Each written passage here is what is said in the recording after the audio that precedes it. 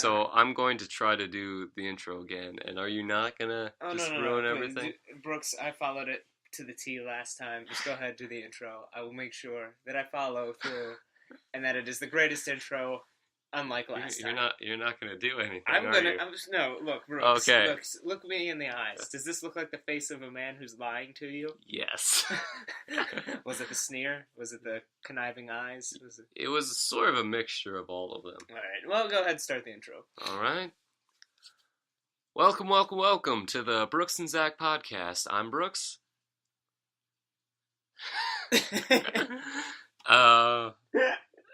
You can't trust me. I've made that apparent.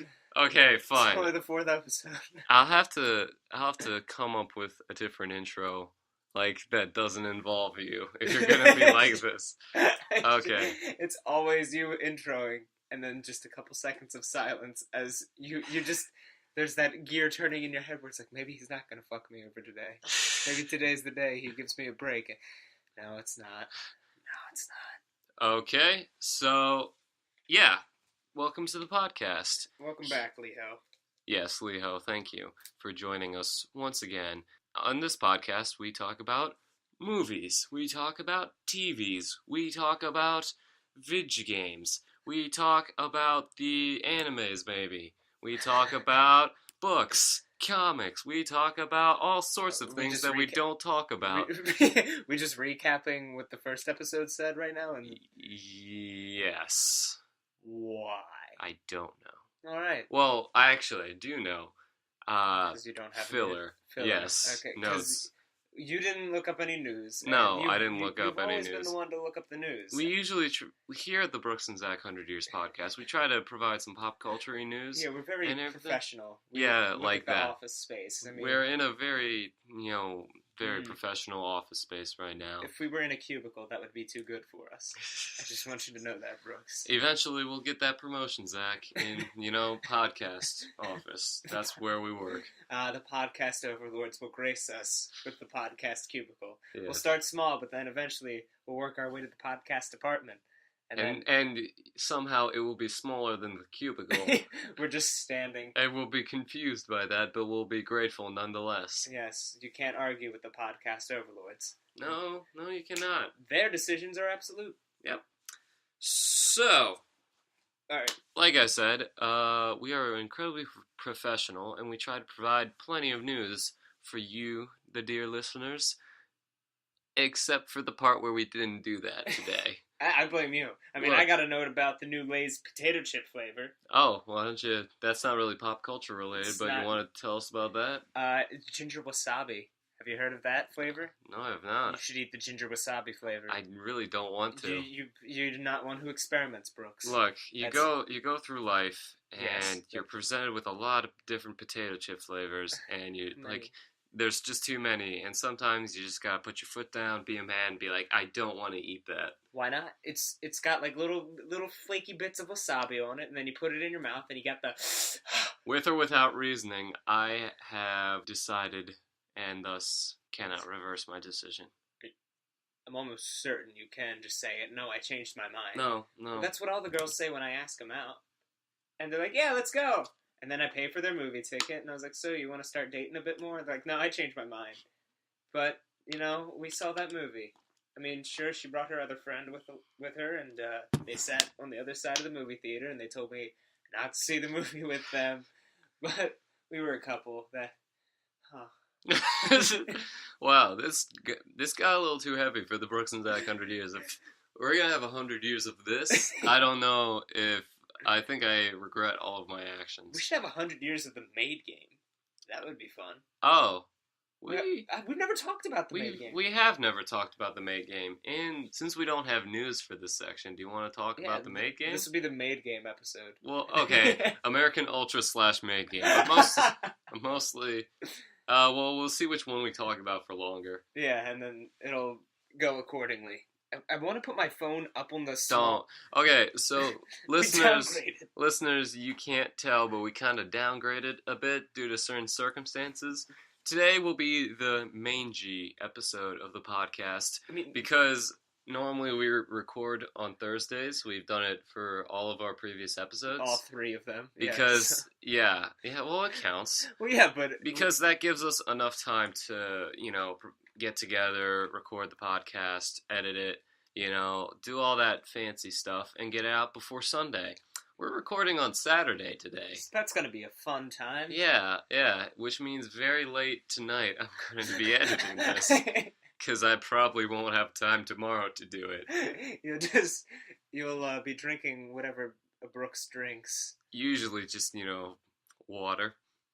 Ugh, but you'll just be staring at that computer screen. Your eyes have been dead for the longest time, and you're just only operating on pure physical knee-jerk reactions. Mm-hmm. And then you'll just hear something like brown crayons going into my butthole. And that'll perk you up. Wait. Are they hypothetical crayons or literal crayons? They can be whatever you want, baby.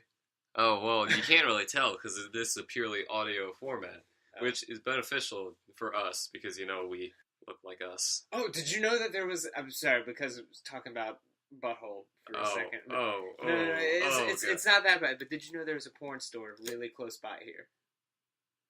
Why would I want to know that? I'm just saying, I went there once, and because don't look at me with those eyes. No, because I went to the porn store, and when I get in there, first thing you'll know about a porn store, you open it up, it smells like straight up silicone in there. You just oh no. But you don't want to offend the nice man who owns the store because he looks like he also deals meth. Is he, at that stage, is he really a nice man? Well, he didn't say anything bad, so he could have been a nice man. I mean, if you see a man with a Hitler mustache and he's donating to charity, is he a nice man? Yeah, he's just a nice man that has a Hitler mustache. He has very poor decisions when it comes to facial hair. But, no, and then you get in there, and then, I mean, look.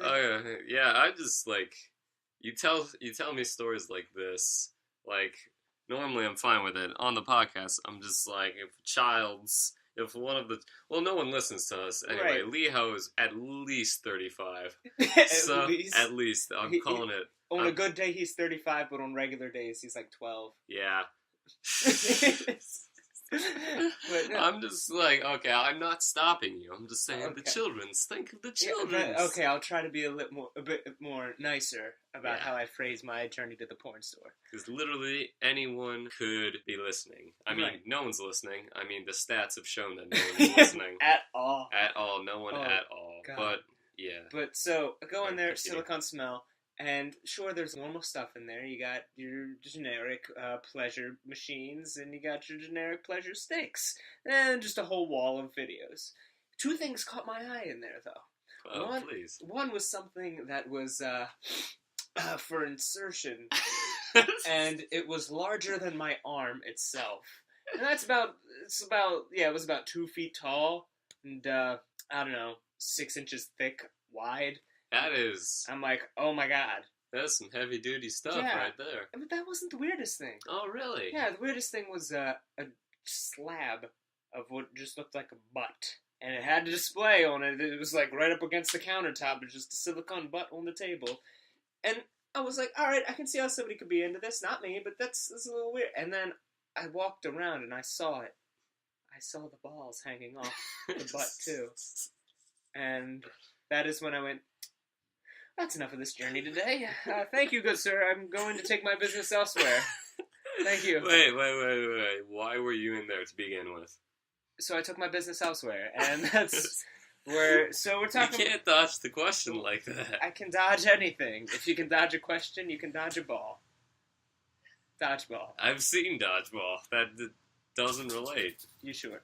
I wonder if that sound can be heard. You're just squeezing your bottle of well, it's not water. We'll just leave it at that. It's not water. I don't know why I thought of this and such. Mm-hmm. Have you ever heard of or seen the movie Bulletproof Monk? That sounds very familiar. I either remember it being a really great action movie or a really cringe-worthy action movie. I have not seen it since I was really young, and I saw it on TV. I literally, it's probably terrible, mm-hmm. and I literally have no opinion on it because I haven't seen it in so long. Right. But when you said you can dodge anything, I don't know why. I just thought of that, which is weird because they don't dodge in that movie. It's called Bulletproof Monk because they can catch the bullets. Okay. So they don't dodge it anyway, and my brain is stupid. Dude, the brain is so messed up. I was like having one of those, you know, when you and a friend get close together and you have like one of those real talks? Uh-huh. Yeah, he was just like, because I was feeling a bit sad. You know how everybody feels a bit sad. Well, you we're know, both very sad men you know, for our own reasons. yeah, Please, come no. Come here, just love me. No. But yeah, you feel a bit sad, and then he's just like, yeah, dude, no, I wish I remembered verbatim how he said it.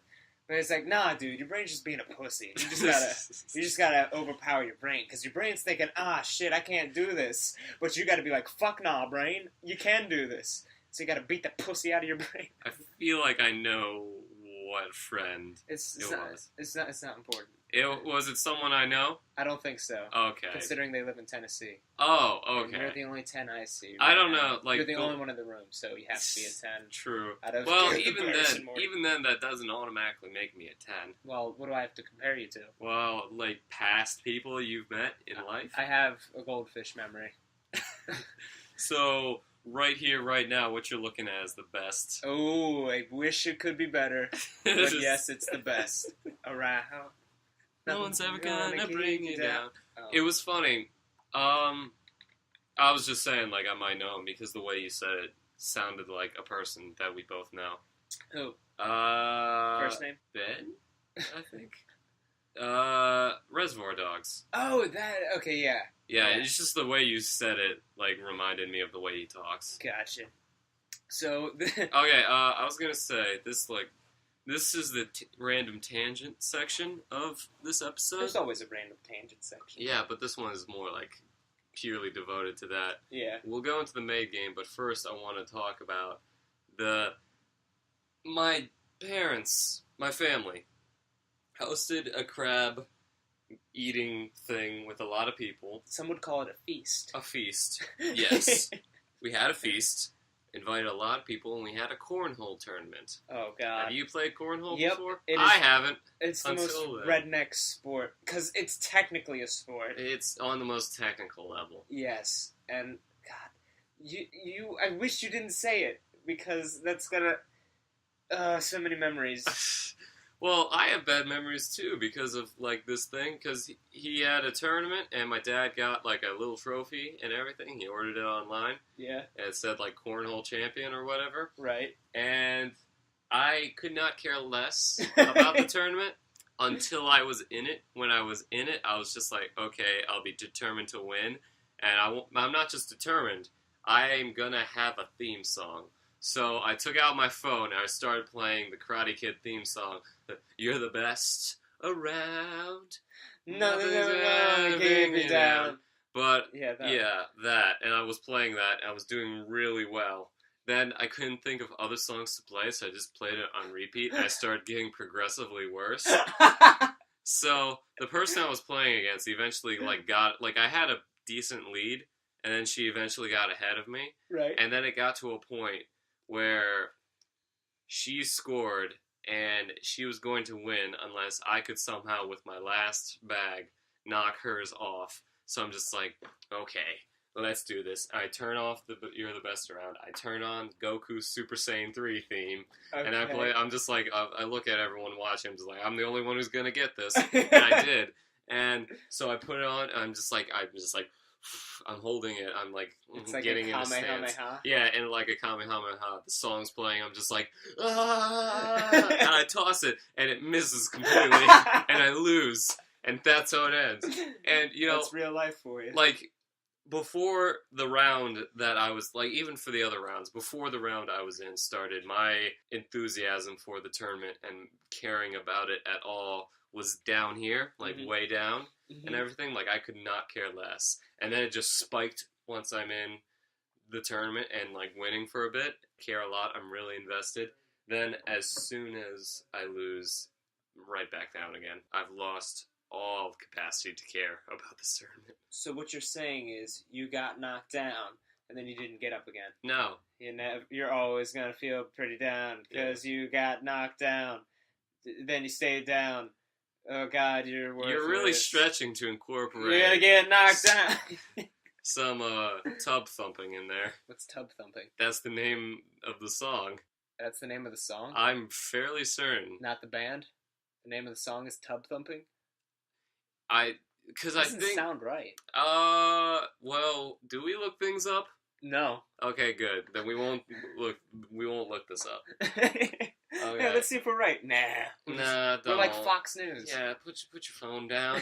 I know you're not I know you didn't pick it up to look it up, but still, keep it down. Okay. Yes. No. No. You often the listeners can't tell, but you often go for my knees. Look, I just want to look. Here, let me just put my hand on you.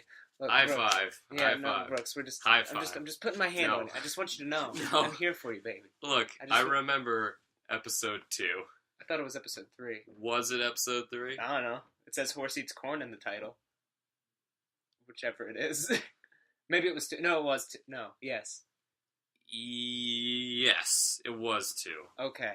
2 is the horse eats corn, and ever since then I've been jumpy around you, especially in this tight enclosed office space. But before we move away from cornhole, I just want to say that I have an uncle in my family who is the most redneck pile of trash, and just a piece of garbage. Oh, he gives garbage a good name, and he decided to make his own cornhole set. I shouldn't say make because that requires intelligence.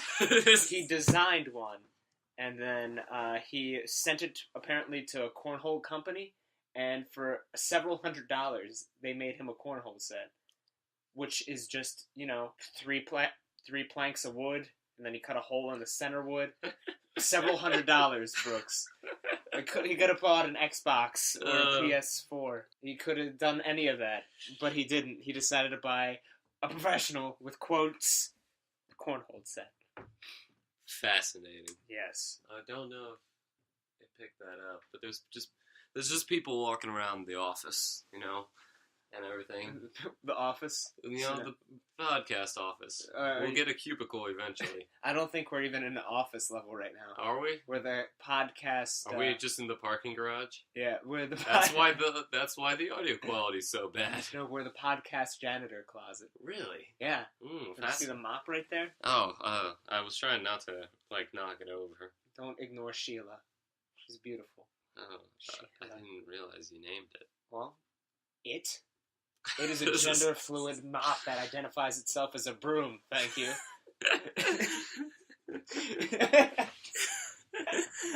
Oh, that could be bad. This is gonna be a long day. This is gonna be a long. Do you just wanna? What do you want to go into first, the Maid game or American Ultra? Let's just get American Ultra out of the way because I feel like we can just go on forever with stories of Frank Rosenberg in the Maid game. Yeah. Okay. So we both saw it together. Yes. You and me, Brooks and Zach, and another person. 100 years. They weren't a part of the 100 years. It doesn't matter. Okay. We can be a part of the 100 years Okay. together. Just hold my hands. No. Why don't you want to hold my hands? Horse eats corn, Brooks. How does it? Oh God!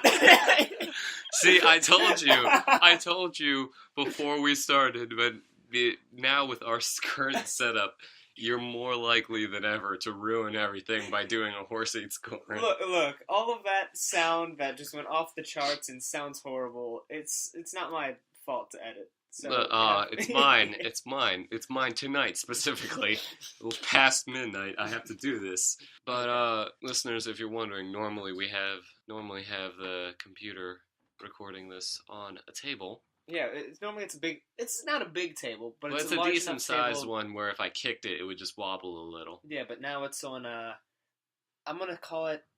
It's a TV tray. TV tray stand. It's a very cheap plastic TV tray. I bet if I just lightly tapped it with my foot, it would fall over. Yes, it would. All right. Well, Which is why I'm asking you not to horse eats corn me, because my legs will go everywhere. All right, fine. Okay. Well. Okay. So we said before you tried that, we said we went to go see American Ultra together. Yes. So we can start, because people don't like spoilers, we can start with non-spoilers and then just go into spoilers. I feel like we just shouldn't try to spoil things because... But have you ever tried talking about a movie, in depth without, spoiling it?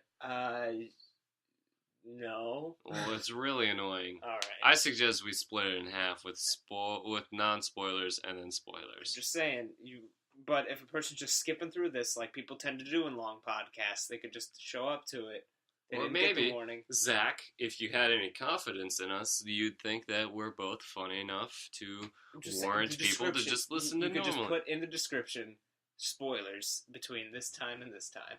But then, if people looked at that, see, it's not like a YouTube video where you can just click on, like, if it has a time code in the description, you just click on it, it automatically goes to that. It doesn't work like that.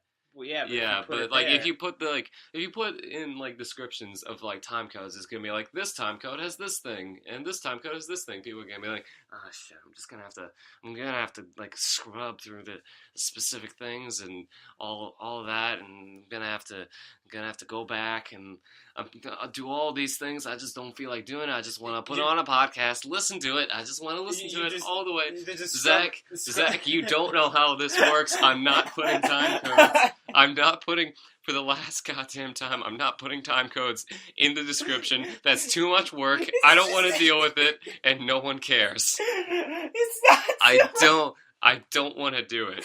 I don't want to do it, and I refuse to do it. You okay, buddy? No, I am Okay. not. You made me angry now. All right. Just start talking about American Ultra. Okay, then. non-spoilers first. I don't exactly know your opinion on it, but my opinion is I liked it, but I didn't love it.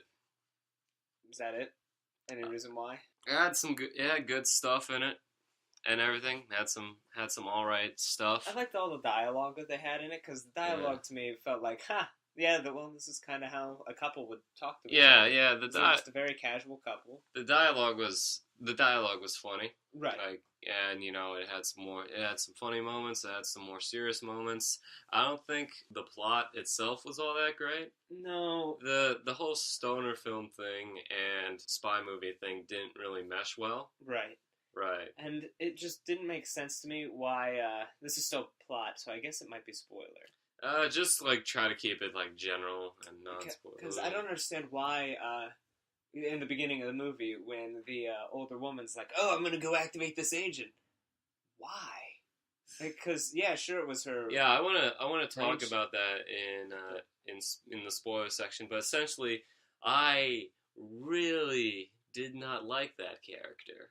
Yeah. Of that lady. Okay, so for anyone who doesn't know, the plot of American Ultra is essentially there's this stoner dude and his stoner girlfriend living in some small town in West Virginia. Stoner, West Virginia. Yeah, Stoner, West Virginia.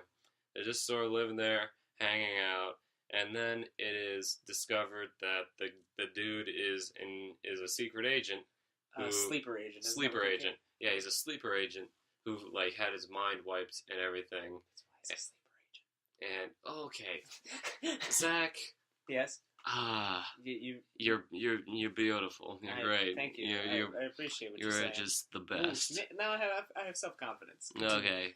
So, and then the lady who was in charge of the program that he was a part of and everything and had his mind wiped and put him in a safe spot in the small town, she finds out that they're just, like, the CIA is just cleaning house and is going to try to just knock him off and everything. And that would have just been one guy who's dead. And I mean, I understand there was, like, a lot of military budget in that, but there was so much more money going into fucking everything else up. Yeah. Okay, so essentially, the plot is that the plan doesn't go very well, and he's reactivated and is able to, like, take on the guys, so, like, they have to send a lot more people than originally, like, planned, and that's your movie.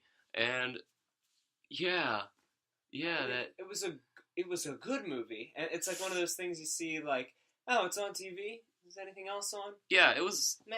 It was Okay, a I'll watch it. solid movie, I'd Solid say. 3 out of 5 stars. I like the writer, Max Landis, but I think I like him more, like, I like his ideas and, like, him as a person more than I like some of his writing. Because the thing is, I've only seen 2 things that he's written, which is Chronicle and this. And Chronicle's really good. What's Chronicle? Chronicle was the one, that found footage movie that was, like, a couple of kids get superpowers. Oh, right. And everything. One of them goes crazy.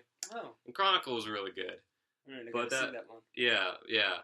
So with this, the dialogue, like I said, the dialogue was strong, but a lot of other little things. Huel was in it, and that was cool. Huel was great. Didn't even get, like, I'm really glad they didn't, spoilers, Save that, but Huel was great. Yeah. For those who don't know, Huel was from Breaking Bad. Yeah. He's the big old teddy bear man. Yeah, the guy with the large with forehead, the very unique forehead, who's large just black man, who's just the best. He doesn't say much. He's just. But yeah.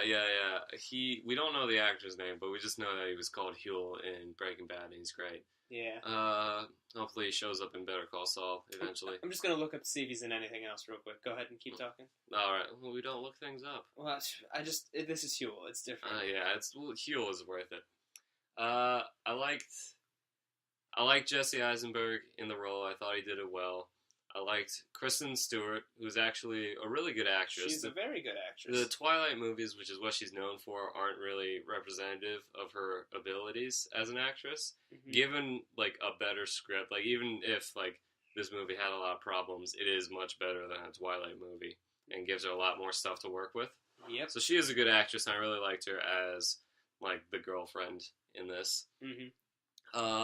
John Leguizamo, Luigi, I really liked him as the drug dealer dude. Even though his character ended up not really serving any purpose, I really he was still pretty funny and everything. Oh, I liked him. He's a comedian. Huel. His name is Lavelle Crawford. Really? Yeah, he's a comedian. Oh, I should look up his stuff sometime. Yeah, he also appeared in an episode of Tosh.0 where he helps the worst stand-up comedian redeem himself. I don't watch Tosh.0. Neither do I. I don't support him. But yeah, Huel was really funny in Breaking Bad. He was funny in this movie too. He had a really small part, but he was great. Yeah.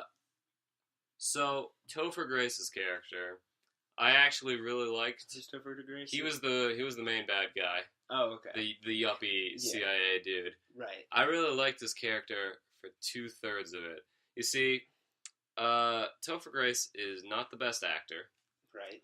Yeah, but I thought he was a very good choice for the part, and I thought he was a very funny villain. He was not a very intimidating villain, but he was very funny up until 2/3 of the movie. 2/3 through the movie, the director didn't rein him in. No. The entire time that he's on screen, he'll be just yelling and whining and swearing angrily at people for really no reason and just being over the top piss. Yeah, because he's the plan's not working. Yeah, you understand that. Yeah, things are going bad for him, but at the same time, things were going bad earlier, and he was still funny, but he's not really funny ever. Yeah, in the last third of the movie, and by then I'm just I really liked him before then. He even had the line that made me laugh the most. It wasn't even that funny of a line, but his delivery of it what line was that? Great. It's when they tell him the first attempt on Jesse Eisenberg's life does not work. Yeah. And when they tell him that how he killed them and everything, he's just wait, what? A fucking spoon? It's just the way the line itself wasn't anything special. It was a lot of that was Topher Grace's facial reaction. Yeah, a lot of that was Topher Grace's delivery. Yeah. He did a good job with that, and he had a few moments like that early on in the movie. But as time went on, I was just I'm done with this guy, right? And everything. And then the other major character was the lady who we talked about a bit. Yeah. And I really didn't like her because her actions were really, just because she got her pride hurt. Yeah, her actions set off everything else that happened in the movie because she was the one who actually activated the sleeper agent Jesse Eisenberg. Just because she was pissed. The thing is, you can tell that. Well, I want to get into detail with this. So we already said enough non-spoiler stuff, so I'll cut this off. So essentially, if you had to give the movie a rating, what would it be? Ooh, well, let's see. Probably give it 3 instant ramens out of 2 spoons in the eyes. Mm-hmm. You're just yeah, that sounds like a rating, all right. I will give it C+. 2 funny Topher Graces out of a really not funny Topher Grace. Okay, well that's not too terrible, but it's still not something you should go out of your way to see. Yeah. Yeah. So now we'll just go into spoilers. just talking about other things. Whoa. What I really didn't like is that I wouldn't have minded. It's obvious that she's doing it out of pride and that the project is her baby and she wants to, preserve it and everything. And it honestly would have been better if she was clean about being selfish. And she's just like, the only reason I'm doing this is because of my pride and because I put a lot of time and effort into this project. I would not have minded it so much if she said that. But her reasoning is she's just it's murder. It's you can't kill him. It's murder. Yeah, That's what she says. It's murder. Like when they say that they're gonna kill him, and that's what she says. And and then everything. They proceed to murder a bunch of other people. Oh, so many people died because of her actions that wouldn't have. Look, which is why I'd be okay if she had more selfish stuff, because then I'd be like, well, a lot of the Asian people are selfish in this movie. She's just a bitch, we get it. Yeah, what I really don't like in movies, which this movie did, is a character is doing something for they have noble reasoning behind it, but it just masks selfish reasoning. It's not actually noble reasoning, and then it proceeds to ruin everything.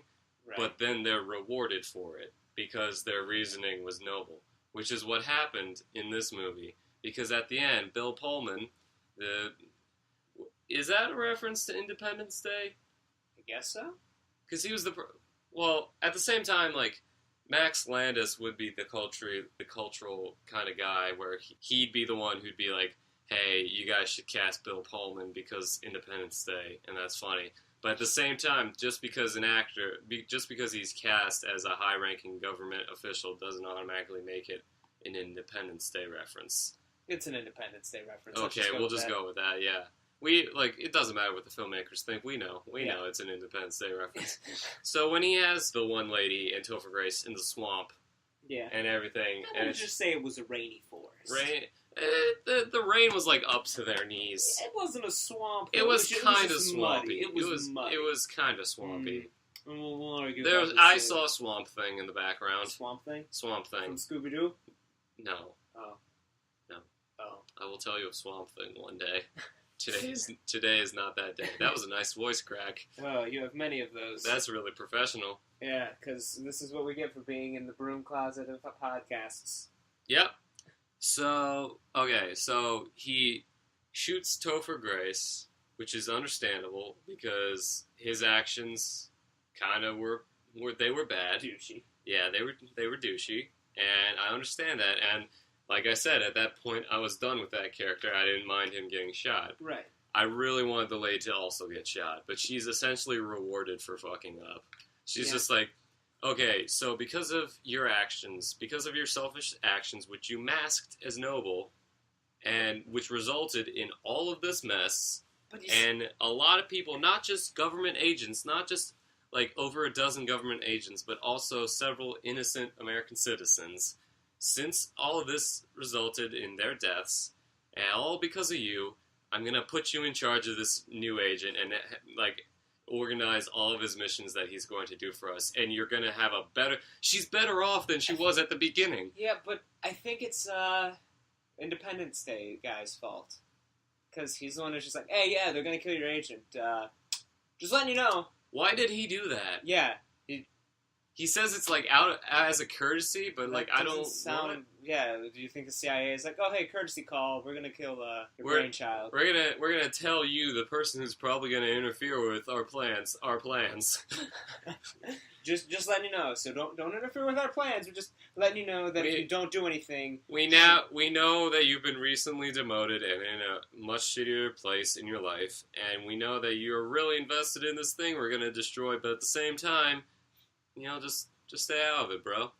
You can do this, and sure, it might put you better off in the end, but I'll be pissed. I really don't like that character. Really don't like, because what I would have liked is either her intentions were purely noble, like she didn't do it out of selfishness, and she was just like, oh God, what have I done? People have died and all this, which didn't happen. She was just like, when she was in the swamp with Bill Pullman, she was just like, hey, the guy works, so you should keep me alive and everything. Yeah. The guy's a success, and she's not like, I probably deserve this because a lot of people died. She's not like that. Nope. Or if it was purely selfish and she like admitted it from the start, I would have wanted her to like Be shot. yeah, be shot. Be like, okay, listen, I was kind of justified. Then a bunch of bullets. Yeah. You know? It's like, Sort hey, of whoa, like, whoa. You see, which is essentially what happened with Topher Grace. Yeah, because he's like, look, and the second he said, like, you should be thanking me, I was like, classic last words. Classic, he's gonna get shot words. Yeah. You should have at least said something different. The movie was pretty predictable. You was. called out that Oh, yeah. Kristen Stewart was going to be an agent. Yeah. And I mean, I was half right. You thought she was going to be an Ultra agent, but she's... No. I think that would have been nicer if she was, because then she wouldn't have known, because she's always trying to get out. But that doesn't really make sense. Why? Uh... Because two Ultra agents both programmed to pretty much counteract each other. One always wants to get away, wants to stay here, so they love each other so much that they can't. No, if one of them wanted to get away, eventually they'd just leave. Yeah, but the other one is mentally programmed to never leave. Yeah, and like, because if you mentally program someone to want to leave, then they'd eventually go again, they'd leave the person. See, it makes more sense that she was just like his handler and fell in love with him naturally instead of being programmed to do it. Why would she keep trying to get him to leave, though? Because she should have known all that brainwashing. Well, she hasn't really tried to get him to leave before. Going to Hawaii was his idea. Right. Why was the cop an asshole? He was never involved in anything. I don't know. I thought the cop was going to be in on it, but he was just like a cop who was an asshole. Yeah. And he was just, then later he was just kind of not an asshole, and then he died. Yeah, he was just... So that was weird. Yeah, so, I mean, it's a good action movie. It's an alright action movie. It's alright. I didn't even think the action was all that well filmed. Like the CGI was bad. Yeah, it was very inconsistent, because sometimes it would have... saying I like it. Sometimes it, like, yeah, the movie's solid, but sometimes it would have, like, squibs, like, and actual, like, blood and stuff. Then it'd be, like, CGI blood, which I hate. Yeah. I hate CGI blood. So it's not the greatest movie, but something about it, though, just made me go, it was just... I didn't mind spending money to watch this. Would I do it again? No. It was a fine time. Yeah. And we got Chick-fil-A afterwards, which was nice. There we go. To give us money, Chick-fil-A. Yeah, please sponsor us. But don't donate us anything. No. We can't accept donations. Yeah, we have to work for it. Yeah. We have to work in your chicken mines. Just like Leho. Just like Leho. Connecting with our viewer base, with see, our listener. We work just like you do, Leho. Every other day we go to the chicken mines. We're relatable. You can relate to us, and thus listen, I guess. I don't know how this works. Alright, well, let's just move on and talk about another relatable thing. Oh, last thing. I was sad when Huel died. Yeah. Oh, God, that's the thing. Like, the other, like, John Leguizamo. At least didn't show it, because if it would have showed, like, Huel getting his brain blasted off, or, like, his stomach blasted a hole into it, I would have gotten so much more sad. Yeah. And probably not have enjoyed the movie. You're right. Yeah. Like, oh, no. Huel, like, his small part was probably the best part of the movie, just because, like, Huel's so great. Yeah. I think my favorite part in the movie is just because it took me a second to process it. Topher Grace. Yeah, he's just like, all right, guys, we need everybody out of this truck. Come on, this is what you've been training for. All right, he's so sneaky. He's going to sneak up on us, and he's going to catch us off guard, and then he just comes with fireworks and just launches. I'm like, ha! My favorite part was Topher Grace's delivery of the line, a fucking spoon? A fucking spoon? Like, I don't know, like, out of everything, that was, like, even when he was, like, worse later in the movie, he was great in that one part, and it was great. Good movie. I also like how, there were times when, it was Jesse Eisenberg, he was being stupid. He was like, gun! And I was like, God, would you actually do that? And, like, I would be criticizing that bit, like, how stupid it was, and, like, how a person would call out to him. The person who was just shooting at him was like, wait! And then they'd throw a grenade at him. I'm like, God, that's so stupid! But then Kristen Stewart's like, hey, genius. When somebody says wait while they were shooting at you, you don't turn around. Also, you don't point at a gun and go, gun!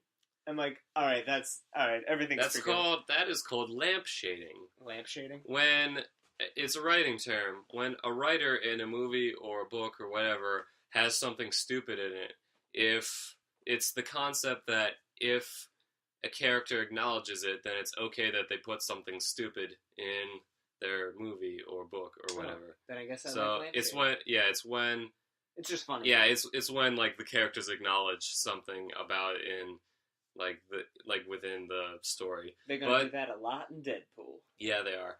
But that's a very slippery slope where you have something that like just breaks the movie, something so stupid, and then they're just like, oh, we acknowledge it, so it's okay that we put all this stupid stuff in it. Right. And that's a very slippery slope. Would you like some bubble gum? I would.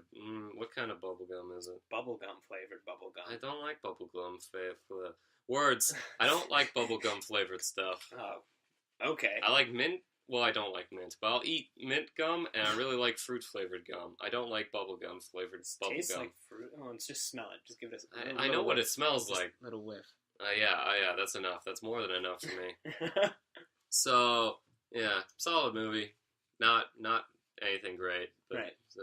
Maid game time. Maid game. So, since we only had like a half-baked concept for today, we will discuss the Maid game. You were the one who... Would you like to start at the beginning where you discovered the Maid game? Because you were the one who found it and introduced it to me. And That's we right. spread it to other people. Like a plague. Like a plague. The Maid game. It's much like Dungeons and Dragons, except very, very relaxed. Very loose. Yeah, because...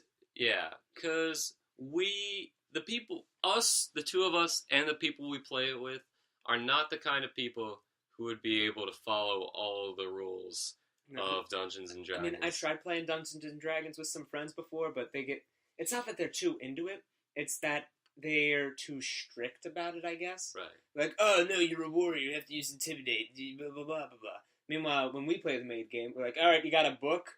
Alright, roll. Alright, you chuck it at the thing's head and it explodes. Okay. For those who don't know, so you get the general gist. That's sort of like Dungeons and Dragons. There you go. Yeah, words are hard, which is bad. Which is bad for a podcaster to say. Yeah, a podcaster.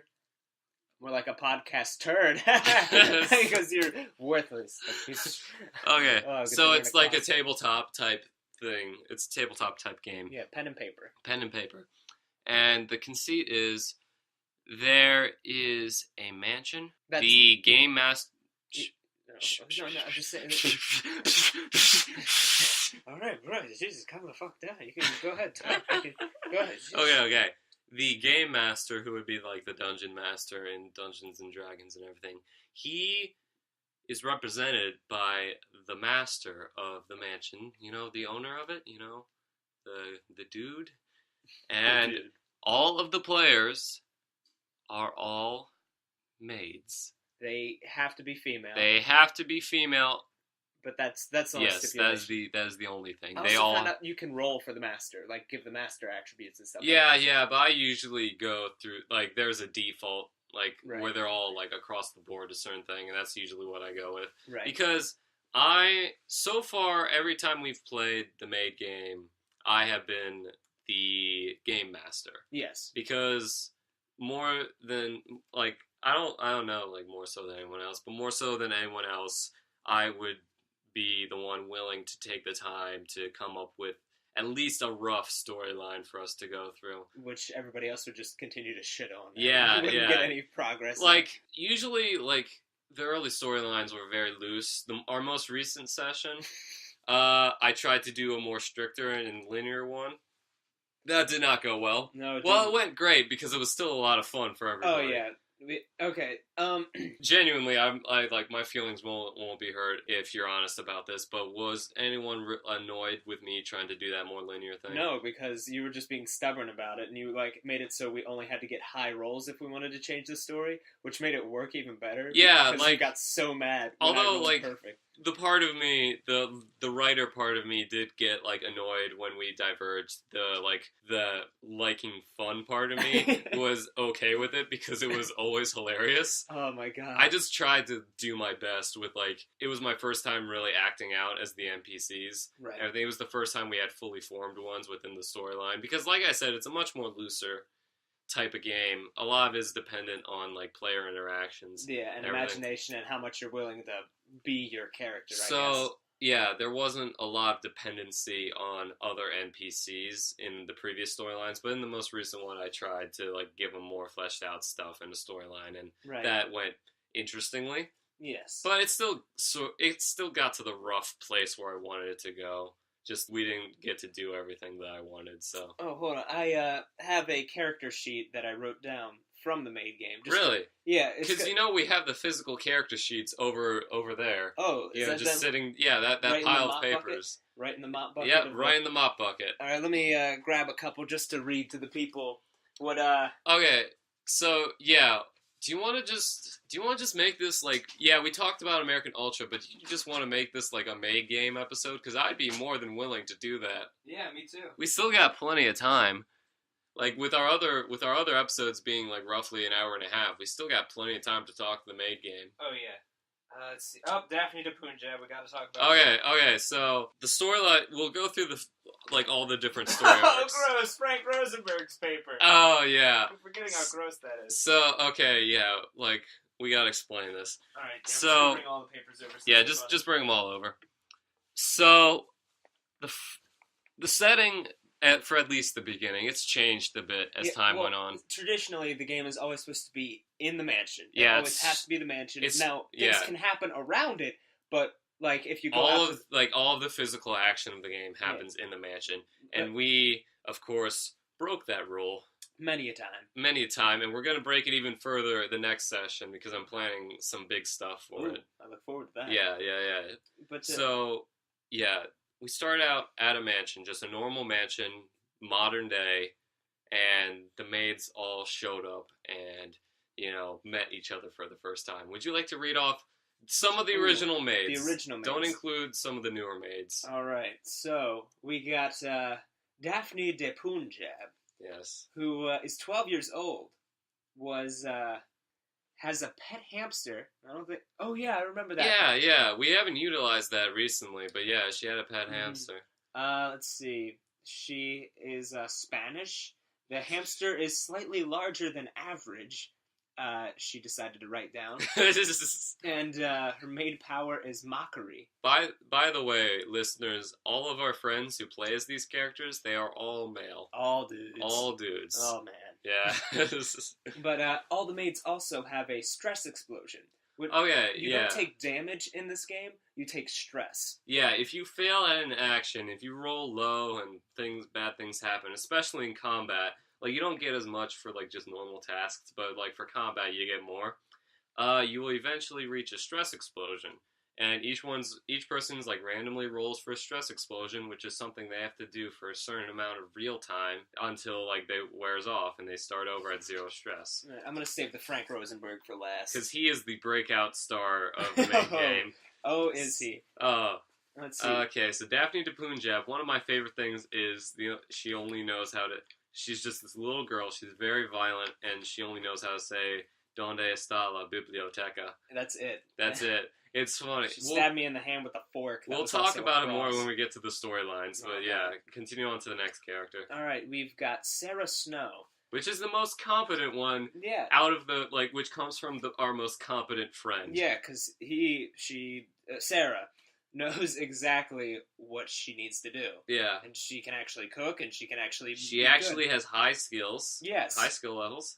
She is always in a Chinese dress. She is the illegitimate child of the master. Mm-hmm. That factors heavily into the first storyline. Yes. She can also shapeshift into a bunny, and her weapon is a book. Yes. The great book. The great book. Did Sarah ever come up with a name for the book? I don't see it written down, but I believe she did. Okay. Let's see. She is a sexy librarian. Where did that come? Makes sense because of the book. Yeah. Oh, okay. How old is she? 18. 18. The ripe age. So I think Daphne is the youngest. Yep. Okay. And on a different note, we've got Boss Kovs. Oh, Boss Kovs was not an original Maid game. Right. But I can't pass up Boss Kovs. Oh, yeah. You might as well describe Boss Kovs. All right. Well, let's see. Boss Kovs, hairstyle and dumplings, brown skin. Maid roots is returning a favor. Let's see. Weapon is scythe. Has okay stats. That is the voice that our friend uses whenever he plays as Boskov's. Now, you may be wondering Boskov's age. It is Jurassic.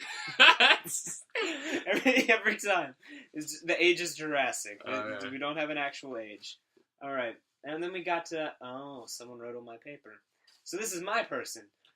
This is your character. Yeah, Vermilion Thunderquake, a.k.a. the person that the universe hates. Yeah, that's my favorite thing, because over time it has been adopted. You often roll very badly. The worst rolls. And, like, one of the benefits of being the game master, one of my favorite things is when you guys succeed, I get to come up with, the scenario, how you succeed. Right. But when you fail... I like coming up with the most creative ways in which you can fail. I'm just going to give an example of one time when I failed horribly, and it made me laugh so hard. Because... Do you want to wait for the storylines to talk about that? Nah, it's just because it's farther in. Okay. Because it was one time when we're all being shot at by arrows. Okay, so there was a situation where all of the characters, and Master and all the maids, were in, a foresty area, and we were pinned down and being shot at with a lot of arrows. Heavy crossfire. Yeah. And just... I decided... Because my character has psychic energy as power. Yes. And I was going to throw up this nice energy shield, catch all the arrows, and hurl them back. And it was going to be great. But I rolled the lowest roll I could have. So I'm just so I don't want her to just fail. I want her to fail spectacularly, because she rolled a 1. Out of all things, she rolled the lowest possible thing. So, I thought that Vermilion was able to use her psychic powers to catch all of the arrows. It was hundreds of arrows. I caught them all. And she managed to throw them back. But, in her straining to do so, she actually threw them straight up, and gravity applied. So they all came right back down and landed on Vermilion. And then Daphne the Punjab decided to operate on me. Oh, Daphne tried operating to fix with to a fix fork and a halberd, and made it even worse. It made things much worse. Okay. I also found out that the lowest stat you can have is a 1. It can't be a 0. Well, for some of the ones it can be 0. For others it can be just 1. Okay. But I think we just made it changed all the 0 ones to 1. Right. All right. So that is Vermilion. That's Vermilion. All right, and here's the mansion. There's the mansion map, which is just a printout from the rule book. Right. Not self-designed. All right. This person wasn't an original one. Who was this? Oh, I guess this was an original person. Well, he's missed out on more sessions than anyone else, so sort of what's happened with him and his character is weird, but... We've just gotten rid of him. Yeah, well, we haven't necessarily gotten rid of him. We've just, Fell out? Yeah, well, yeah, we're still friends with him, but, in terms of the Maid game, we don't utilize his character as much. Alright, so now the last person. Like I said, the breakout star of the Maid game, who, I wish I could read the paper. The original. I tried to copy it onto the news sheets as best as possible, but I want to describe the paper. Okay, first. Can you describe the paper? Because it's a very... Okay, imagine a normal piece of printer paper. Okay. With a bunch of statistics written on it. That is everybody else's paper. Yeah, originally before we printed out proper character sheets and everything, I just made a rough character sheet for everyone for our very first session. And our one friend, we can just call him Josh. We can call him Rosenberg. Frank Rosenberg. He is an amazing man. He's one of my favorite people that I know. But God damn it. So, I'm going to try to read everything he said. Okay, look, the paper has several tears in it. Several spots. It's missing a huge chunk of the paper. I believe he ate that part just to say, hey, I wonder what it's going to be like if I confuse myself right now. I'm just going to... The future me's going to be fucked up. One time we got food before we started the Maid session, and he just for shits and giggles. Not necessarily shits and giggles, but I think it was confused the future him. Again. Because he knew, in the future, in the next session, he wasn't going to remember what it was. He just rubbed ketchup all over the paper. And now it just looks like a nasty Now it looks like a brown smear. It's just gross. It looks like somebody shit on the paper is what it looks yeah. like. So, And but- just in all caps, there's the word AIDS. AIDS is in all caps, just like in a random spot. Is okay. So the first thing was player name, which he was supposed to put his real name, but instead he put Frank Rosenberg, and then so he decided to just move that to like the maid name. Yep. So and we're like, he's- no, it has to be a female. It's like, yeah, Frank Rosenberg. It is a female. It's Frank Rosenberg, who the maid age is like. Can you do his accent? I can't do his accent. Yeah, the age of Frank Rosenberg is like a hard 38. Like, what's a hard 38, Josh? You just look at Frank Rosenberg and go, wow, that is the poster child for 38. Okay, so yeah, that's not how Josh normally talks. That's his Frank Rosenberg voice, and it's beautiful. That's all I can think of when I hear him now. Okay, so yeah, He is sickly, which is probably why he wrote AIDS.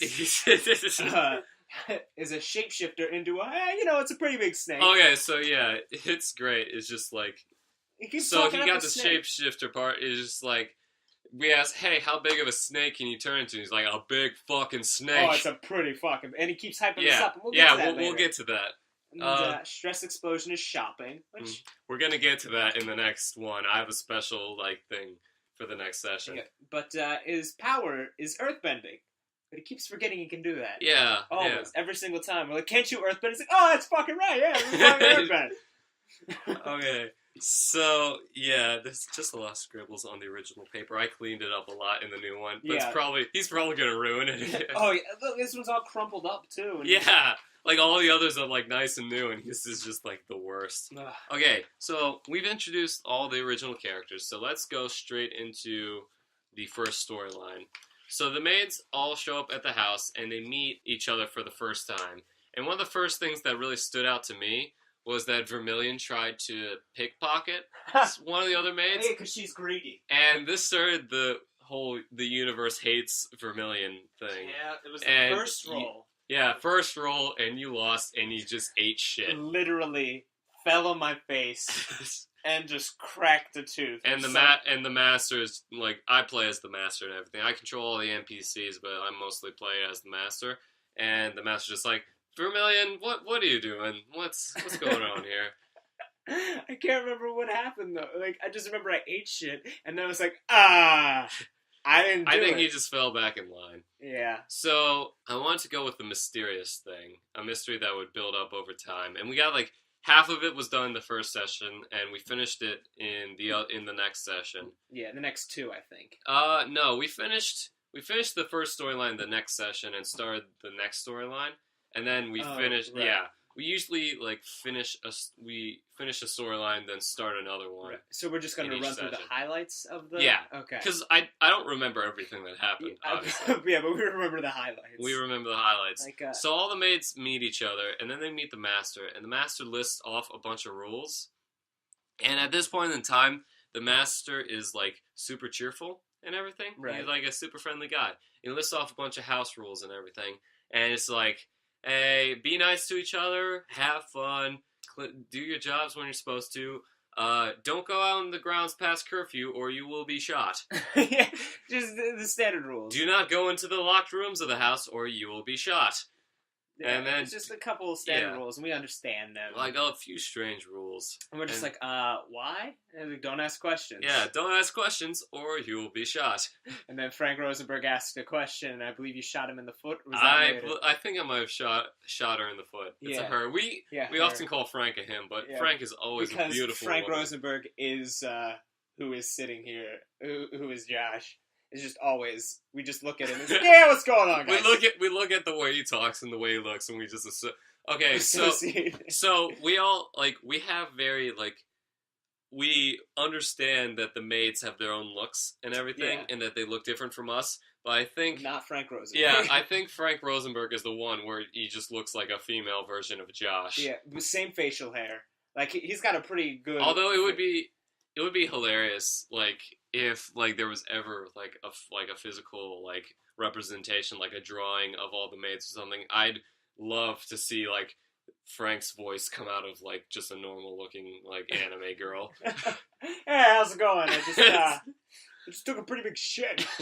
Okay, yeah. So I think the first stood out thing, the first real task of them was there was an office that the master used. Oh yeah, the off ice. The off ice.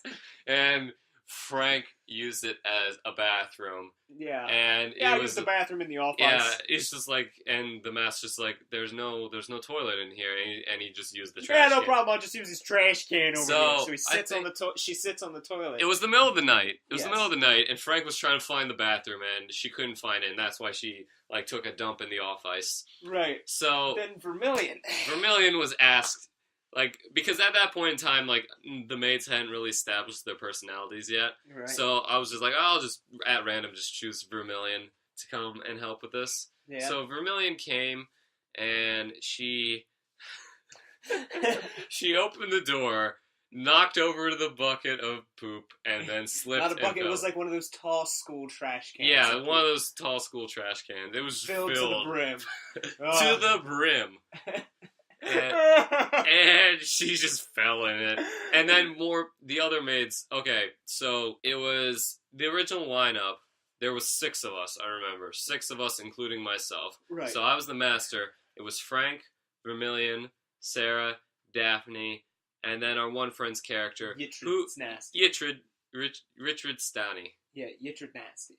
Dirty Nasty. It was Dirty Nasty it's backwards. dirty and it's Dirty Nasty backwards, so it's like... Yittred Yansty, or whatever. It was like not backwards, but like jumbled up and everything. Yeah. And so they're all together, and like each of them one by one comes in and just slips on shit. Yep. Until Sarah, being the most competent one, is like, okay, she successfully cleaned it up, and she's the one who consistently successfully cooks and everything. And she's involved. So she's, like, her backstory, she's the daughter of the master. Correct. The illegitimate daughter. The illegitimate daughter. And she didn't know, like, until recently, her parentage and everything. So that's why she came back, and that's why she's working as a maid and everything. Right. So, and then that ties into the storyline. Another thing I remember, there are 2 standout things before the big plot thing. One of them, I don't know if this happened before or after the big plot thing, but somebody cooked something and failed so miserably at it that they opened a portal and demons came out. Yep, that was me. Did that happen before or after the other story stuff? That was before the other story stuff. Okay. Because I just remember it happening, and it's like, wow, you failed so miserably that it just a portal to hell has opened and demons are pouring into the kitchen. And we had to take care of that. That was the first time that all the maids fought together as a group, and it was glorious. Yeah, and then I can't remember when another thing happened in the off ice with Frank Rosenberg. Oh yeah, the off ice got burned down. Yeah, it's like there may or may not be a fire in the off ice that may or may not have been caused by my cigar. It's just like he's just like, I thought they put out the fire off ice, you know? Yeah, it's the off ice. If we put out the fire, it's because it's ice, right? Right? Yeah, screw it. I'm gonna take another shit. Frank. Okay, so the first time they fought was the demon one, and that was pretty great. Yeah. You guys handled that beautifully. Yes. Another one, the only other standout thing was I tried to have you guys do some chores before the main storyline started. Right. And one of the chores was Yittred Stanny had to go up and clean out the gutters. Yep. And she failed at it. She rolled low. Because there was a badger in the gutters. Yeah, there was a badger in the gutters, and so Yittred Stanny, clawed at her, made her fall off the ladder, and she basically hurt herself. So the rest of the mates has to get together and try to figure out a way to root out the badger. So Sarah, being the smart one, remembered that Frank can transform into a snake. And according to her own words, a big fucking snake. It's a pretty big fucking snake, right? Yeah. So, okay. I can do it. Yeah. So she's just like, hey, why don't you go up there, transform into a snake, and just eat the badger? I said, yeah, it sounds like a good idea. I'm going to do that right now. And then he rolled to turn into a snake. Yeah, and then she rolled, and Frank rolled very low. Yep. So she just turned into a tiny little garden snake. Yeah. And then everyone was just like, Frank, what the fuck? You said you could turn into a huge snake. Oh yeah, this is as big as the snakes get in the Bronx. Yeah, we don't have many snakes in the Bronx. So that failed, and the badger just sort of lived there from now on. No. Wait. Because the badger then tried to eat the smaller than average garden snake. Oh, yeah. But he also had AIDS, so the badger died. From like drawing the blood and everything. Yeah. So he did It get the was my badger. plan all along. It was my... Okay, like after that was when the first storyline really started. Yes. It was so the master asked the maids to prepare a feast for a series of guests. And so there were going to be, I think there are 10 guests. Yes. The master is with them, and the master's like, there's going to be 10 guests for us, and there's going to be myself, that's 11 people, but I want you to set 12 chairs. Yes. I want you to set 12 chairs at the table. And we're all like, yeah, well, that's kind of weird, but we set the chairs anyway. That's okay, fine. you prepared the food, everyone did their part, and then Daphne de Punjab adds a little special spice. Oh, okay, so Daphne de Punjab. It was our friend's idea. Our friend who plays as Daphne. It was his idea. Do you want me to do Daphne de Punjab voice? This is Daphne de Punjab. Okay, so she said that, okay, can I do a vault over the food and season it with my lady parts? Yeah. Daphne de Punjab's special spices from lady parts. So basically, vault over the table and brush up against all the food sitting on one it. Giant lunge. In one giant lunge. Just her floppy labia raises all of it. Oh, gross. Yeah. Yeah. So. But. Okay, so I was still like new to the game master stuff. I was just like, okay, I don't know how to feel about this, but I'll say if you roll a 6, you get to do it. Roll a 6-sided dice. I had to roll the highest thing. Yeah. Yeah. And, she fucking did it. It was glorious. People wept tears of joy. Yeah. The lunge was amazing. How she great. Managed to keep both legs off the table while her lady parts grazed every individual dish on both sides of the table at once. It was a majestic. Daphne de Punjab got a lot of favor that day. you gain favor. You're awarded favor if you do cool stuff. Yeah. Okay, so and then that night, yes, the maids all lined up to greet the guests. They were told not to make eye contact, not to say anything to them, to just be there and bow for them. Yes. Everything. And the master opened it up, and 10 different hooded figures, cloaked and everything, just walked past the maids, and went into the dining hall and closed the door. You're forgetting the interaction. Oh, I forget. Yeah, I forgot what happened. Okay, so what happened was the hooded figures were walking past, and you said, as the game master, all right, now in character, respond to the people. And everybody's like saying hello, and you're like, they don't respond. And it's just very eerie. And then Frank Rosenberg is like, hey, how's it going, boy? Frank? Is that Frank? Oh, from college? Yeah, come here, buddy. How you doing? And then they stab him in the foot, and oh yeah, I forgot about that. Yeah, they just stab him right in the leg or something like that, and he without collapses. saying anything. Yeah, and then they just walk by. He's like, yeah, all right, catch you later. Catch you later. Christ. Okay, so then they go into the dining hall and they lock it and everything, and they're there, and the maids are ordered to go back to their rooms and not interfere and everything. But some of the maids, I forget, I think it was Sarah, Vermilion, and Daphne, I think. Because I remember Frank was not involved in that. Frank was watching TV and stuff. I think not just TV. It was some pretty hot stuff. Yeah. I think one other person was with. Yeah. Yitrid and. So Yitrid and Frank. Yeah, we're just going at it. Pretty much. Yeah. They were just the worst. Yeah. So they were in a TV room while the rest of them were leaning against the door, trying to eavesdrop on, the meeting. Yeah. And everything. And remember, there was 12 chairs, but only 11 people and everything. Yeah. So they're listening. They can sort of look through the keyhole and see some of the people. They can see the master and see some of the people sitting at the table.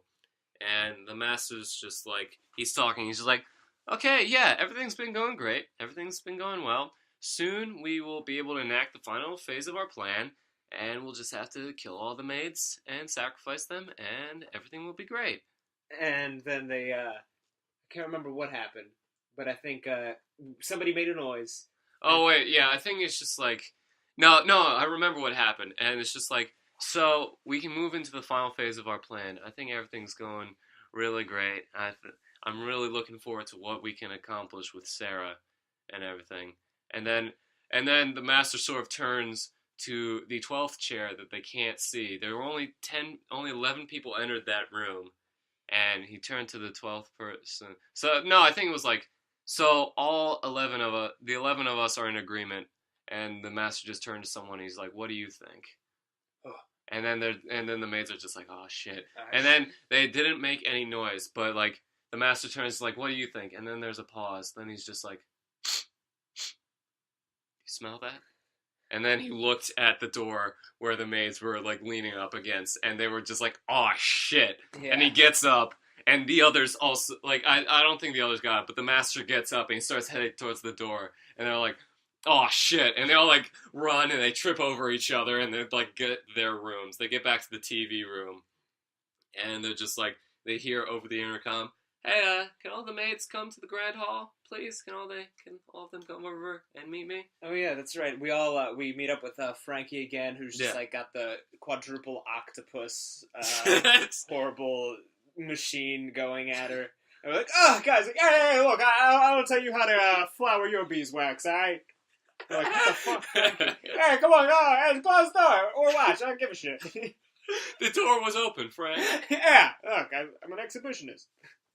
Okay, So we all meet up and we're all And- heading back. I remember you're all worried, and then the master's like, food was great. Good job, everybody. It was like a certain spice in it that I really Yeah. liked. Definitely the Punjab thanks you. Okay, so, yeah, like, all of the guests have already left and Mhm. everything. You didn't see them leave, but they left. They're gone. So, and now you guys can go to bed, and I just have some important business I have to take care of. So, what happened was the maids got super suspicious. Yes. So some of them decided to split off and do different things. Frank didn't really get involved. Yeah, Frank was like, "Yeah, I'm gonna go back to my duties." So Daphne the Punjab and Nitrat Stani went to the office to poke around, because that, before it burned down, it was like the area that the master spent the most time in. Right. And everything. So they went to explore that, while Sarah and Vermilion very discreetly followed the master. So they followed the master through the mansion, and eventually they got to one of the rooms that's locked that they said they weren't allowed to go into. So the master unlocked it, went in, and before the door closed, they caught it, Yep. and they followed him. So they entered an entirely white room. And it's just like, this is weird. There's just one door here. So they moved on to the next door. And in the room that they entered, it was windowless. And it was full of dusty, cobweb-covered stuff from what looks like the early 1900s. Right. Just like old things, like clearly made a long time ago, before like they got there and everything. Right. And Sarah's just like, I don't know how old the mansion is. I guess this is just like some kind of storage thing. Mm-hmm. There was some like old-timey technology and everything. Mm-hmm. And meanwhile, while this is happening, Daphne and Nitrat are exploring the office, and they discover some sort of like burnt-out trapdoor, like below where the desk would be. Right. And everything. So they open that up, and they're gonna check that out. And then it cut back to Sarah and Vermilion, and they're just like, a lot of this stuff is weird. There's some old stuff. Oh, there's a phonograph, which is like the sound thing, and also a projector and like a movie thing. So it's like an old silent movie, but the phonograph was synced up to it when they played them both at the same time. It was synced up to it, so there was like the master came on screen, and he was talking, and the recording was through the phonograph, but it synced up with the video and everything. Right. And everything. So the master's just talking. At least a man who looks surprisingly a lot like the master is talking directly to the camera, and he's talking about his experiments and his archaeological finds and everything. He's like, well, essentially what he's saying is, yeah, we're thinking about setting up our camp here inside this pretty old mansion and everything, because we're finding a lot of interesting stuff below it. There's like a lot of caverns, there's a lot of just interesting stuff, you know. So I'm just trying to, you know, just do like everything, you know, with my expedition. Although it's weird, some of the people, some of the workers I hired, they're just disappearing without trace. They're just not coming back to their sleeping tents and everything that we set up. I'm worried because the mansion is like, because this mansion is so old. It must have been here for like at least hundreds of years. Yeah. Like, it's so, like, old and run down. I don't want them to get hurt or anything. So while this is playing in the background, they don't really... Yeah, and you're, like, setting up all this, like, very serious tone and stuff like that. And meanwhile, half of us are still, like, dicking around. So it's such a fun game, and that's why I like it, because... You get that dichotomy and everything. The two different, like, things where you can have all this interesting story along with all the improv stuff. That's great. So, like... Oh, before you keep going, there was one time Frankie walked into the off-ice.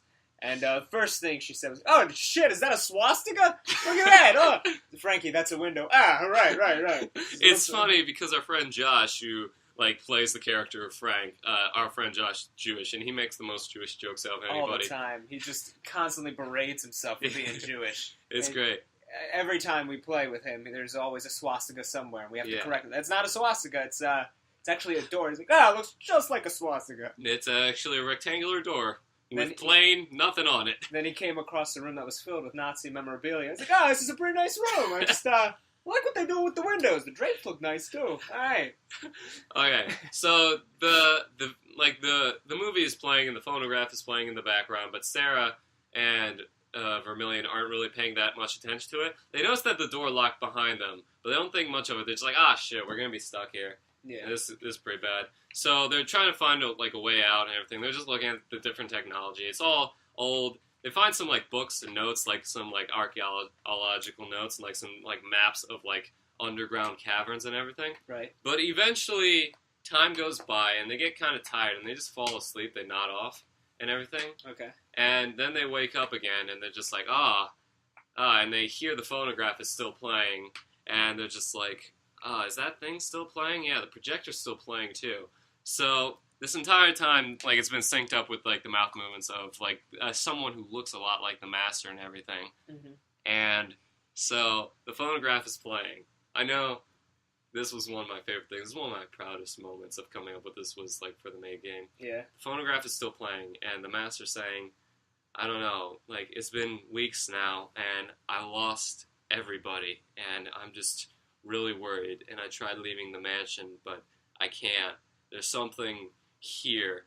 And he talks about, I forget like the exact name, but he talks about like a woman who he met like right before he started like doing the archaeology stuff and everything, who introduced him to the mansion, was very interested in the whole thing and everything, and sort of like brought him into the whole expedition.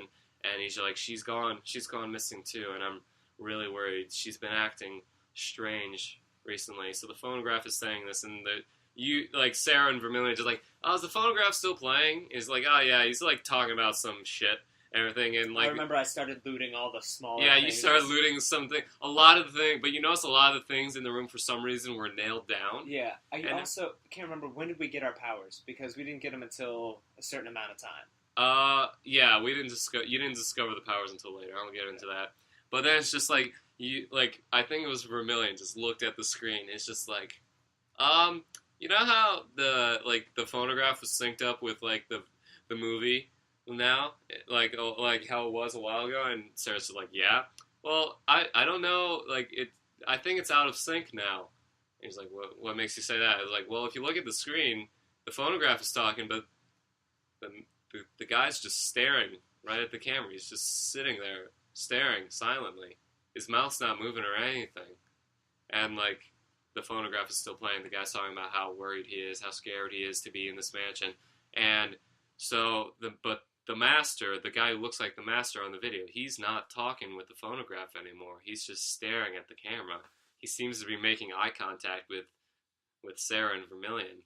And then he gets up. At the same time. It's just like, he's cross-eyed. he's cross-eyed. He gets up, and he just starts walking towards the camera and everything, walking towards the screen. He touches the screen. His hands start coming out of the wall. And I remember you told us to just react in real time. Yeah, like, react. Shit, fuck, shit. Yeah, like react. Like as I was describing it, it was like like I said, be in character and react just like how you are reacting to me describing this right now. And you and like Sarah and Vermilion just started freaking the fuck out.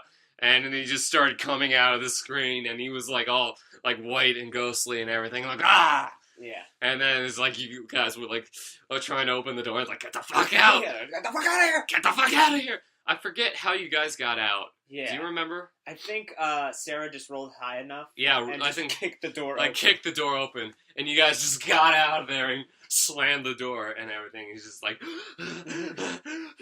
Jesus Christ.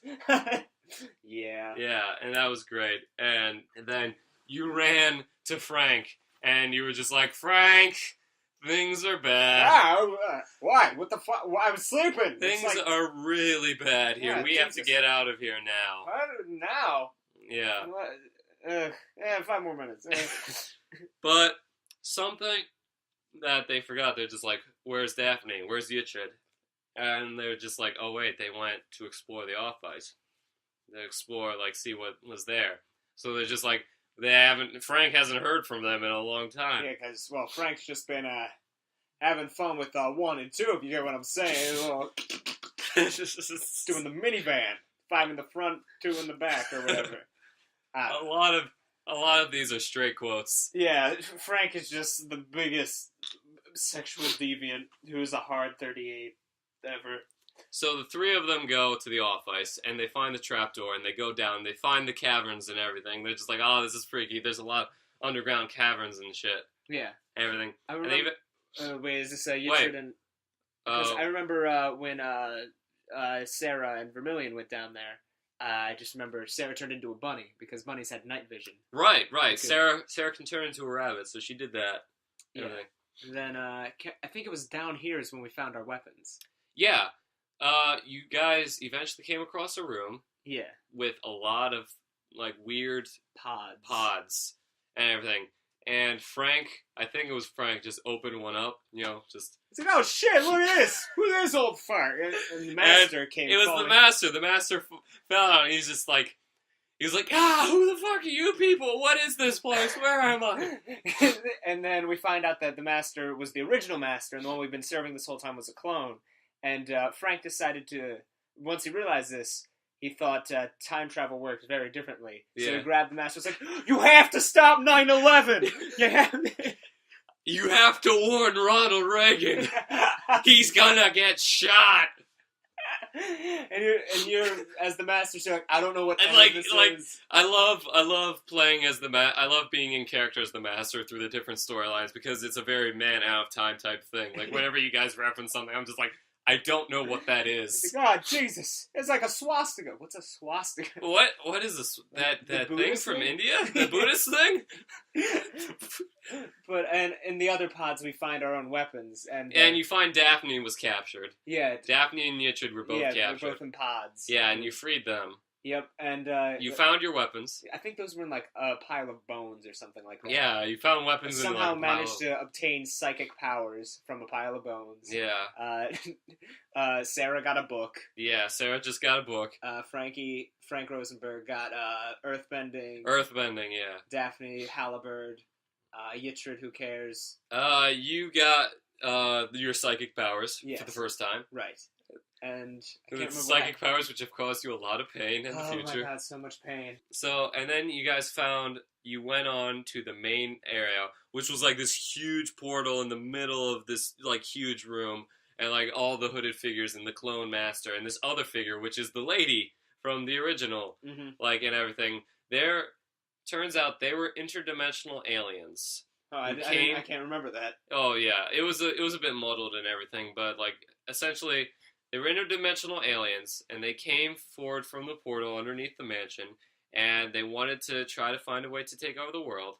And they thought that they needed like a host for all of their power and everything. And they thought it could be like the original master and everything, because he was a very smart scientist and everything. He's like, this guy can be a host and everything. But that didn't work out too well. So eventually, like, they put him in a pod, cloned him, and try to find other people. They've been luring maids and different people to the mansion to try to, like find a suitable host. But eventually, sort of on a whim, they did some experimenting with like genetics and everything, Right. and they created Sarah. And they sort of shoved her off like to some kind of orphanage, waited for her to grow up, and then they brought her back, and she's supposed to like absorb all of the power and everything. Yeah, and then Sarah's just like, nah. I don't want to be the Antichrist. Oh shit, you could be the Antichrist. Look at that. So I believe that's when our battle happened. That's when our battle happened, our epic battle, which was awesome, and I loved it. Yeah, but we're not gonna do it justice if we try to explain it, because it's just a bunch of dice rolls with a combination of psychic powers, earthbending, all this stuff. Yeah. But we destroyed it. There was a huge explosion. Everything collapsed. Well, the thing was, there was a huge explosion. What happened was, Frank got an Earth base. He got a base, like, stuff of Earth. Vermilion put a psychic shield over us, and when the portal exploded and closed, it shot everyone into the air, through the roof of the mansion, and then back down, and it sort of covered up the hole, and all the caverns collapsed. Right. So, and I believe that was the end of the first arc. That was the end of the first arc, yes. Should we stop it there and leave the second arc for another episode? So if it's like a two-parter of the Maid game. Well, actually, it can be like, we can come back to this segment another time when we don't have a lot of things to talk about, and just go into the next story arc. All right. We have a few story arcs, like in our. I think there's three now. There's actually, well, there's I think there's only been like only a few major ones. Right. Okay. It's like there's the Saiyan arc and stuff like that. Yeah.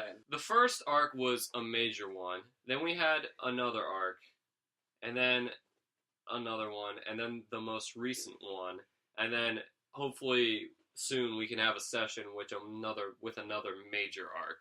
Right. Yeah. Okay. So we have a few. So we won't do them we won't do this by week basis. Right. But this can be a segment we can come back to. Right. So that's the end of the first, I guess, chapter of the Maid game. Okay. Yeah. So I guess, wow, it's already an hour and 32 minutes. Yeah, so I guess we can wrap this up with just talking about, like what we've been into recently, anything going on in our lives and everything. I saw a much better movie than American Ultra last night. What was that? Kingsman, The Secret Service. Oh, yeah, that was a pretty good one. Yeah, I really liked it. Definitely. Fuck me an asshole? I'll be right back. My favorite line of dialogue, though, is... can't remember what the actor's name is, but he's like, I'm actually a Catholic Protestant whore who's going to make love to my black boyfriend who's out of Congress right now. And it's just like, lists a bunch of things. It's like, and hail Satan, ma'am. Goodbye. And just walks out, and then the whole church fight scene happens. Yeah. I like that scene. Like, the movie is really shot well, but, like, I don't like some of the shaky cam and unnecessary slow motion, some of the action scenes. But other than that, like, really solid. Like, I really like that movie. What I thought it was Secret Agent Cody Banks, but for an adult audience. Okay. I don't think Secret Agent Cody Banks ever had butt sex with a Scandinavian princess. That's why I said for an adult audience. Yes. Yeah. It'd be interesting to see that, like a Cody Banks, like an actual like entry in the Cody Banks series, but for like older audience. Whatever happened to Cody Banks? It had 2 movies and then ended. That's smart. More movies should do that. I think they were both straight to TV. What, Agent Cody Banks? No, well, maybe the second one was. No, I remember seeing Was it. it? Yeah, it was good. Oh, shit. Oh, shit. Okay, so, yeah, I really like Kingsman. I thought it was solid. Fun action movie. Probably my favorite Matthew Vaughn movie. Because Kick-Ass, I liked at the time. It's alright. Mm-hmm. Never, like, I liked X-Men First Class fine enough, but I really liked Kingsman. I think it's his strongest movie so far, at least of the ones that I've seen. Right. What was I going to say? If we do the sign-off, I think I'll do it the same way. You ready? Yeah. Well, before that, we have to, plug all of our stuff. Yeah. So, if you want to write us something or contact us or just, call us dickheads or something, I don't know. We will accept anything. We will accept anything. Any sort of acknowledgement that we don't get from our parents, we will gladly get from Unless you. Unless it's monetary. Listeners. We do not need any money. Yeah. Well, yeah. Don't listen to future Brooks and future Zach. When they ask for money. Yeah. So they will. They will definitely ask for money. Don't listen to them. There'll be a whole episode dedicated to asking for money. Yeah, it'll be like one of those things where you pick up the telephones and everything, and it's like, it's not going to be good. It's going to be our lowest point. I'm predicting it now. So You can contact us at 100, I believe it's brooksandzach100years@gmail.com. That is actually in the description of the Thank podcast. gosh. That's the only one I'm doing. Not the others? Yeah. Well, like, you can tweet at me at @SqueezyMcCheesy. Just say everything to me. I'll probably respond because no one talks to me ever. Exactly right. Where can they find you, Zach? At Brave Snuggles, all one word. It's easier to spell than Squeezy McCheesy. Maybe you should type that out and put it in the description. Oh, it's fine. They'll find it. I could never spell it. You can tweet at the podcast specifically at 100 Years Pod. It's just at 100 Years Pod. Yes. I think our only other thing is the Pinterest that you set up. Pinterest, Brave Snuggles as well, but it's under Brooks Zach. Oh, yeah. So. And you can probably find us, Brooks and Zach, 100 Years, at SoundCloud, on our SoundCloud.com. Which is where you're listening to this. Well, they could be listening just like podcast app. That's true. Yeah. That's true. But, let's face it, Leho doesn't have access to the iTunes store. Not since the fire of 86. Oh, I think yeah. That was rough stuff. All right, well, time to sign out like I always do. Time to do the sign-off. All right, just like Frank Rosenberg. We'll let her do it this time.